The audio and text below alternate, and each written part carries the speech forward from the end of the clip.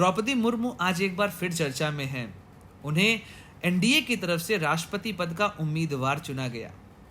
JP Nadda ने इसके लिए घोषणा की। आदिवासी हितों की पुरोधा कही जाने वाली कद्दावर महिला शख्सियतों में शुमार द्रौपदी मुर्मू को झारखंड में सबसे लंबी अवधि तक राज्यपाल रहने का गौरव हासिल है। झारखंड में द्रौपदी मुर्मू का 6 साल से अधिक का कार्यकाल विवादों से परे रहा। वे झारखंड की एकमात्र महिला राज्यपाल रहीं जिन्होंने 5 वर्ष का कार्यकाल पूरा किया। आज हम बात करने वाले हैं व्यक्तित्व में इन्हीं के विषय में और जानते हैं कि भारत की राजनीति में इन्होंने किस तरीके से नए परिवर्तन लाए।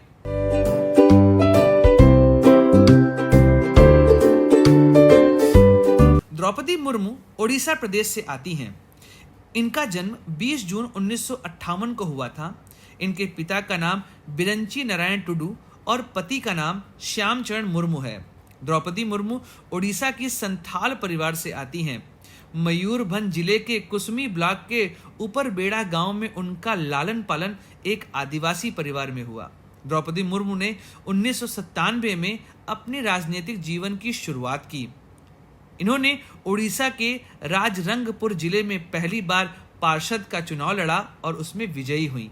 इसके बाद बीजेपी की ओडिशा इकाई की अनुसूचित जनजाति मोर्चा की उपाध्यक्ष बनी। द्रौपदी मुर्मू राजनीति में आने से पहले एक शिक्षिका रहीं। उन्होंने Shri Aurobindo integral education and research Rairangpur में मानद सहायक शिक्षक के तौर पर सेवा दी।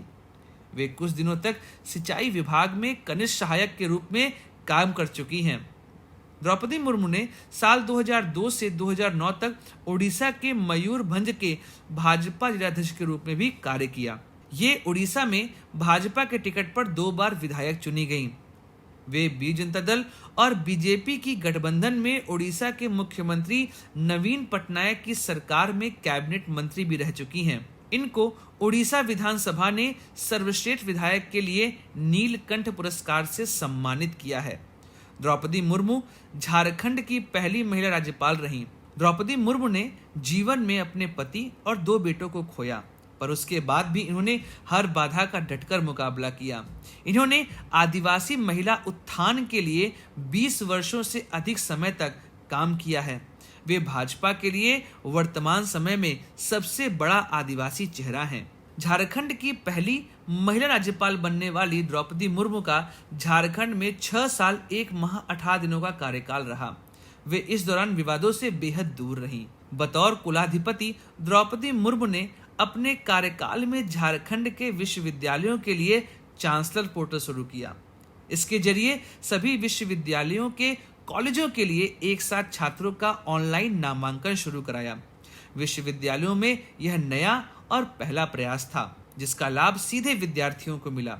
उन्होंने राज्य सरकार के कई विधेयकों को लौटाने का साहसिक निर्णय भी लिया। भाजपा की रघुवर दास सरकार में द्रौपदी मुर्मू ने सीएनटी एसपीटी संशोधन विधेयक सहित कई विधेयकों को सरकार को वापस लौटाने का कड़ा कदम उठाया।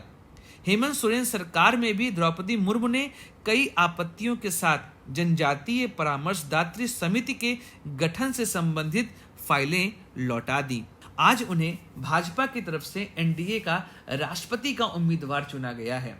उम्मीद करते हैं कि वो राष्ट्रपति के चुनाव में विजयी हों और भारत की पहली महिला आदिवासी राष्ट्रपति बने, जिससे समाज के इस वंचित वर्ग को वो प्रतिनिधित्व मिले जिससे यह समाज आगे बढ़ता रहे। और वैसे भी भारतीय इतिहास में सांथाल क्रांति अपने आप में प्रसिद्ध रही है। उसी तरीके से हम यह मानते हैं कि जब द्रौपदी मुर्मू भारत की राष्ट्रपति बनेंगी तो वे भी भारत के लिए ऐसा ही कुछ क्रांतिकारी कार्य करेंगी जिससे भारत की प्रगति और तेज हो सके। हम द्रौपदी मुर्मू को ढेर सारी शुभकामनाएं देते हैं कि वे भारत की एक अच्छी राष्ट्रपति साबित होंगी। जय हिंद, वंदे मातरम, भारत माता की जय।